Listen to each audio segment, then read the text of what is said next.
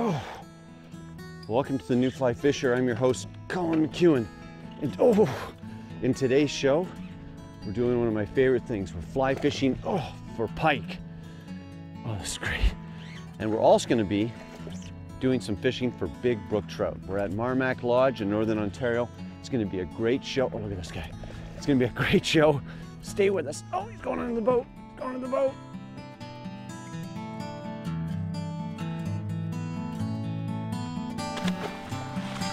Let him go back to live another day. Oh, away he goes. Great fish. Wow.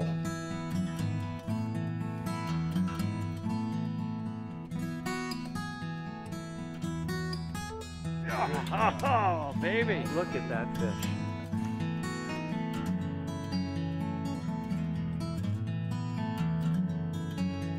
Stop, wiggle, on the way down.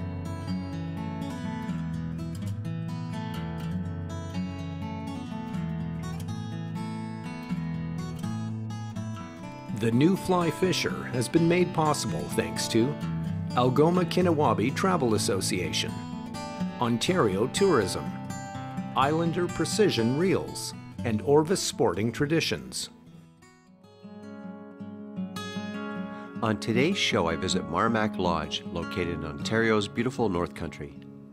Situated on the remote shores of 27-mile Esnagi Lake, owner Ken Johnson and his family have been providing quality fishing trips for over 35 years. What I like about this lodge is accessibility. You can get to Marmac by float plane or train. The region boasts fantastic walleye, northern pike, brook and lake trout fishing. I'm really keen on experiencing both the northern pike and brook trout fishing. Joining me today is John Yukich, an experienced guide of many years. His advice, along with his intimate knowledge of the lake, will ensure a successful trip. It's early June and the pike have already spawned and are heavily feeding. However, the weed growth on the lake is behind this year, so the pike are searching for any kind of structure they can relate to. John and I initially do some searching around the lake, looking for emerging weed beds in the 6 to 8 foot depth. It didn't take long to locate some sparse weed growth. We quickly marked this off with buoys. Our focus was to use the wind to drift around the perimeter, casting to the edges of the weeds. Our strategy didn't take long to pay off. Pike are sight hunters, but they also like to use their other senses to detect prey. Their lateral line, of course, is one of the key ways they can detect bait fish and prey such as small walleye and perch, but they also use their sense of smell to detect prey. Oh, there's a fish. Big fish. Big fish. Oh yeah, yeehaw, hammer it. Oh my goodness. Did you hit see it like that? a ton of bricks. Oh, he just slammed it right in front of the boat. Oh, there he is. That's a nice fish, buddy. oh, Yeah, man. oh, let him go. Baby doll. Let him go. Getting this Trying on to the reel. get on your reel there, buddy. Oh, there. There you go.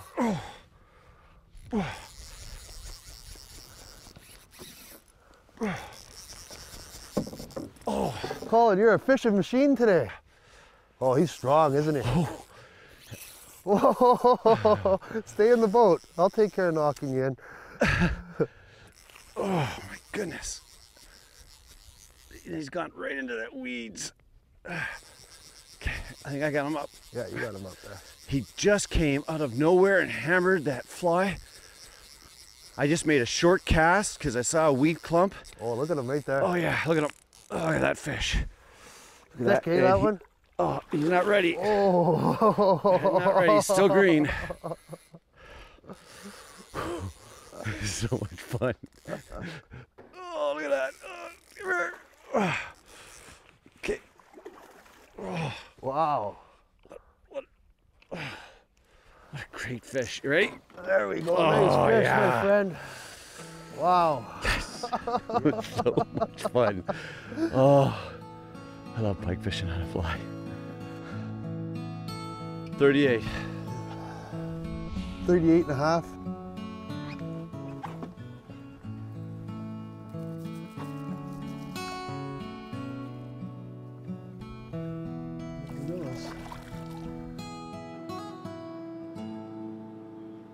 Well, from the moment you get here, we're going to take your luggage for you and we're going to put it in your cabin for you. We'll be getting your boat ready. When you come down to the dock, your boat will be all maintained, your motor's ready to go, your boat's ready to go, everything's in there for you. When you get back to your cabin that night, the cabin will be completely cleaned by one of our cabin girls. We also have a fantastic cook who does, on the American plan, 3 meals a day, breakfast, lunch, and supper. And on top of that, you're going to enjoy one of those fantastic shore lunches on Esnagi with your friends.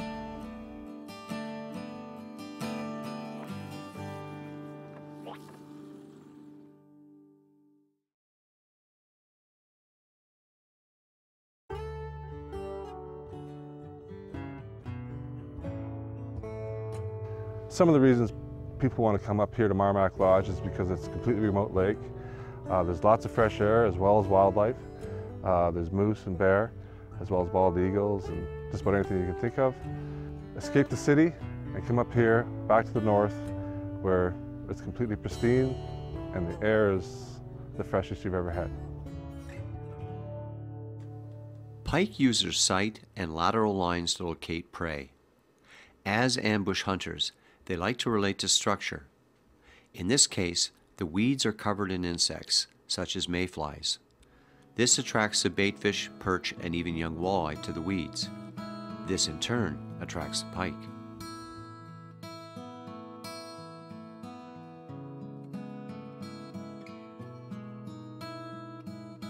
The flies we found most effective for pike were a variety of large deceivers and especially tube flies. One of my favorites was a pattern known as the bleeding mackerel. John Yukich shows us how to modify our fly for more hookup success. What we're doing here with our flies, which is very important because we're losing some nice fish before, you have to add a little treble stinger hook to the back of these flies because these fish are so big when they hit the fly, they flatten the fly, and when you set the hook, it's just pulling out. So with this little treble hook, it's getting them right in the corner of the mouth when you set the hook, which is really good. Also, which is very, very important, is the use of a wire leader when you're fishing these northerns with the fly. This is a 24-pound test wire leader, a tieable one. It's very, very important that after every fish that you inspect your wire leader, make sure there's no nicks or crinks on it because you don't want to lose that fish of a lifetime.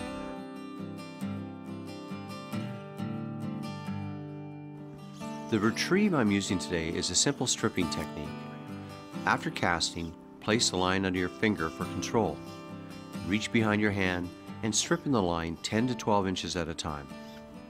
Adding a twitch to your retrieve is a good idea and will impart more action on your fly and result in more strikes.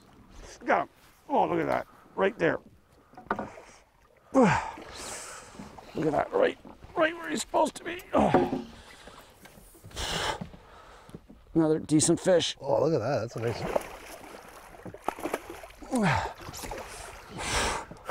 Now it's important to get the line in. Oh, there's another one right there. Oh yeah, there's another one. Yeah. Look at that one. He's wondering what's going on. Yeah. So he's coming to check out, see what his friend's doing. And he's cut right in the weeds. There he is. Look at that. I'll get him in quick. Yeah, nice fish.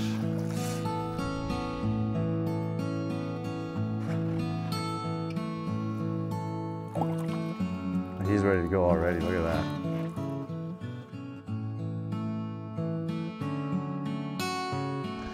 Some of the things that make Esnagi Lake great is the fact that it's 27 miles long from tip to tip. It's not a big wide body of water. It's a very narrow body of water, but it's got a lot of bays, a lot of structure. The walleye fishing is great all summer long. We recommend that people are coming for pike, they come in the spring and the fall primarily, but they also hit in the summer, but we recommend spring and fall, as well as the brook trout.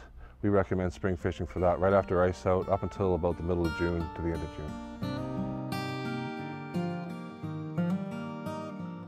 Early in the spring when you're fishing post-spawn fish, you fish a lot of bays that are just outside spawning grounds for northerns, and those are your bays that warm up the quickest. You have early weed growth, and the pike really seem to key in on those areas early in the year. It's your first places where the small minnows, perch and walleye will start hanging out, and it's a perfect ambush point for them. As the summer progresses, the pike will move out into the deeper, colder water, but they will move into the weed beds at certain times during the day, so you really have to pattern them and key in on those times, and it makes for some fantastic fishing as the weeds are coming up. Later on in the fall, the water starts to cool off, the weed beds start to die, and the pike are in there heavy, feeding viciously for the winter months, putting on some weight, and that's some of the best fly fishing of the year. It's in the fall time. There's one.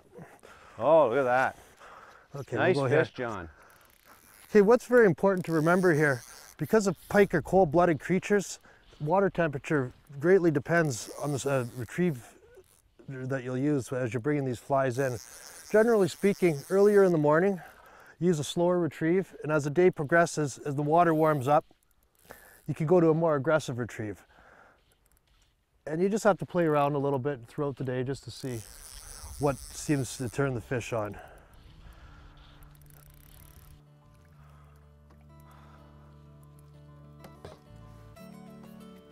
Oh, I see the fly still working. Yeah, it is. Working really well, actually.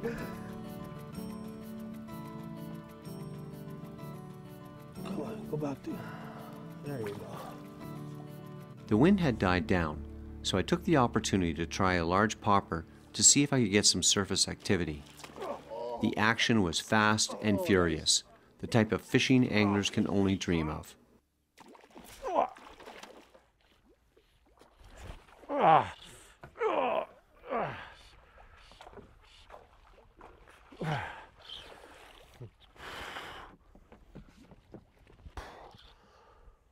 Not a big fish, but what an attack.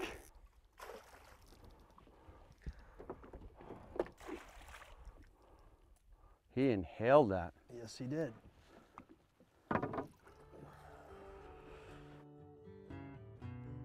It's so exciting on the top water, isn't it?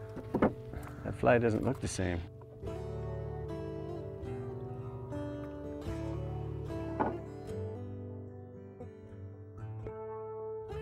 Healthy populations of insects and insect larvae live among the weeds. This attracts bait fish, which in turn attracts perch and walleye, thus attracting hungry pike to these areas.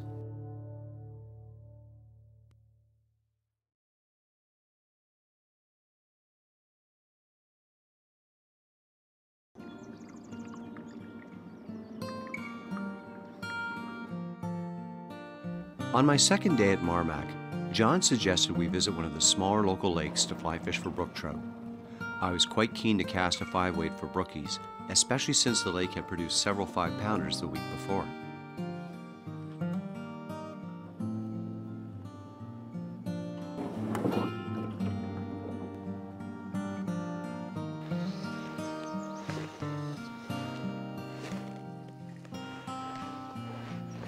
Beautiful. So we've just come up to this brook trout lake. It's up in the hills. It's a beautiful place.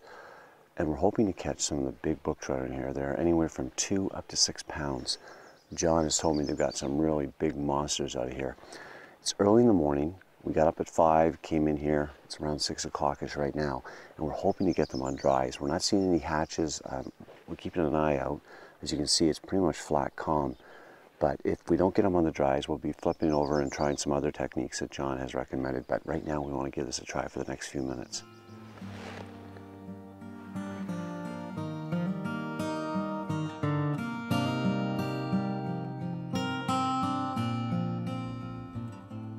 I worked a dry fly on the surface for a while, but it was evident the fish were not rising. So John recommended I put on a sculpin pattern with a full sinking line in order to work closer to the bottom. Working submerged rocky areas in this type of lake is usually a good bet, and it didn't take long to hook into some nice brookies.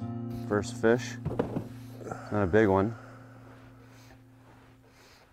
What's the name of this fly that we're using? This is a black woolly sculpin.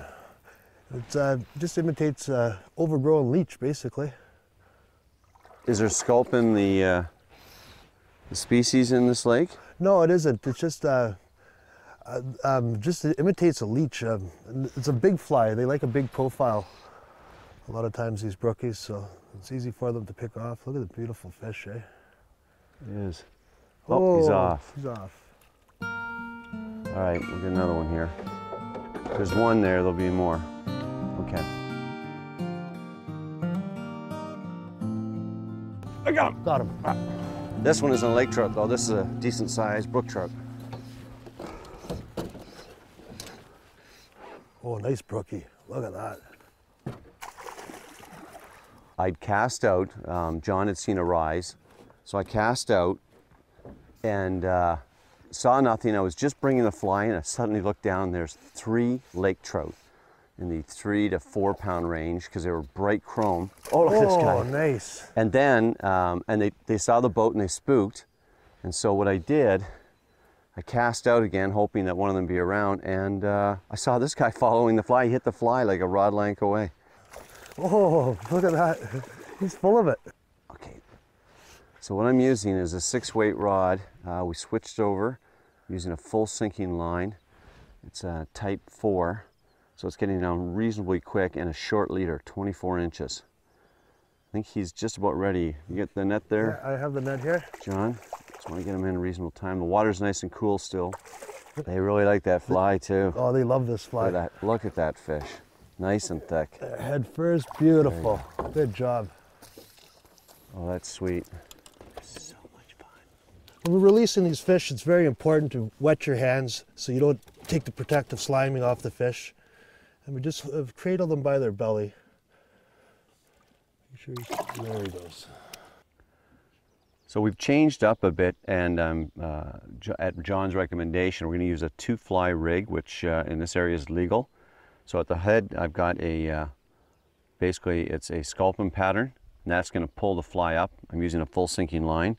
And then about 12 to 16 inches back, it's basically a leech pattern. It's got a little bit of sparkle in the body. And then I'm going to cast this out, let the flies go down a bit, and then I'm going to slowly pulsate it back, giving it little twitches so we get maximum action. And we'll see which fly they take.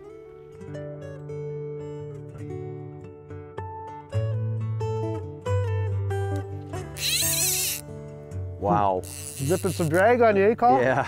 So I hooked this fish and it went straight out. It's already taken a huge pile of line off. Now he's going to run right at you, classic brook trout. And then when he sees the boat, you're going to have your hands full again. That's what they always do. They almost act like a salmon in that sense. He's making it work. He's coming right towards us. That's where this large arbor reel really makes a difference. Oh, look at that fish. Oh, beautiful brook trout. Oh. Hey. They're just made for the fly too. They're just such a nice fish on the fly rod.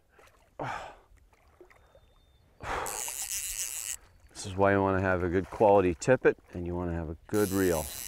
Look at that. Look at the shoulders on that guy. And this is after he's done the big run on me. Look at that. What a sweet fish. Okay, bring him over to you now. Yeah. Okay, very good. Head first, keep his head up. Beautiful job. Oh, what a nice fish. Look at the colors. Look at the colors in that fish. Okay, I'm just going to wet my hands before I attempt to take the fly out. So I don't want to knock off the protective coating. The fly's out. We're just going to grab him here. Okay. Absolutely stunning fish. Why don't you let him go there, John? Yeah, okay. That's great. Look at that, eh? That's why you want to be so careful with these fish, because they're just so beautiful. You'd hate to hurt them. Just going to rub his belly really easily here. Oh.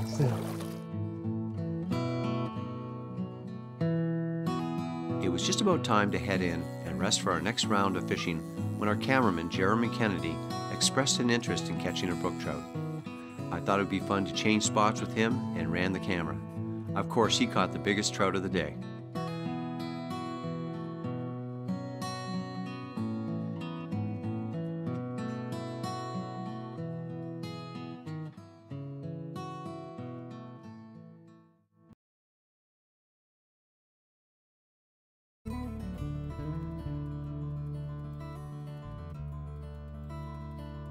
Oh, that was just incredible. hammered that fly, didn't he, That Colin? was incredible. I only had the fly about a foot under the surface, and I started giving it, instead of a straight retrieve, I started giving little pulses.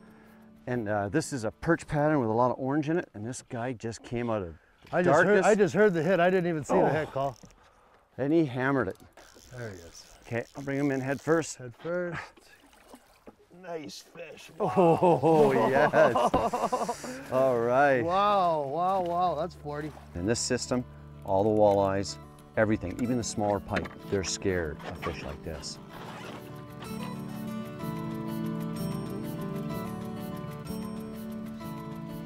missed it. It's a big fish too.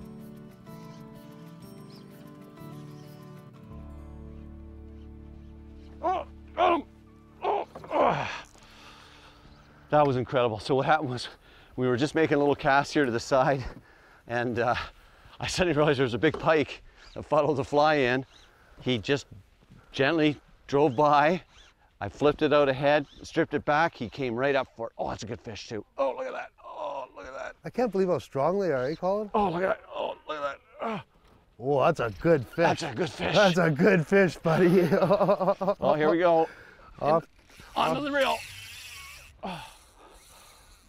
Oh. That's where you want a good drag and the ability to palm it. Oh, it's a good fish, John. Yes, it is. That's a nice That's fish. a nice fish. Look at that. Oh. Look at that. Look at that beautiful fish. He just hoovered it.